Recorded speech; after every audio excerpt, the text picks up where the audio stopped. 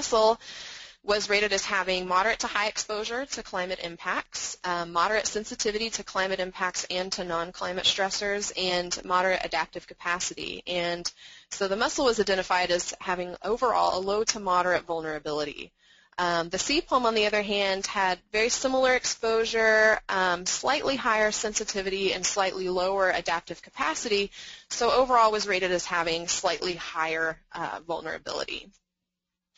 And so this was done for all 44 resources that we had assessed.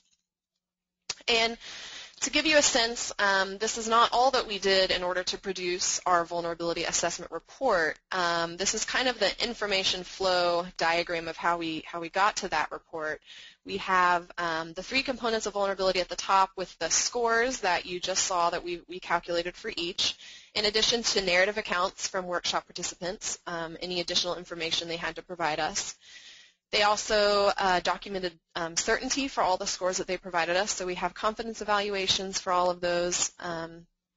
And so basically from the workshop, we were able to get these overall relative vulnerabilities for all of our resources. But we wanted to also pair this with information from the literature, recognizing that, you know, we're asking a small group of folks over a 2-day time period to provide us all of this information, and recognizing that they may not have all of that information, or they could be biased or not necessarily know all the answers to all of those questions. So we spent many months looking through the literature to either support those assertions or provide contrasting information. And so basically this is all wrapped up together into the vulnerability assessment report, which is currently in peer review right now.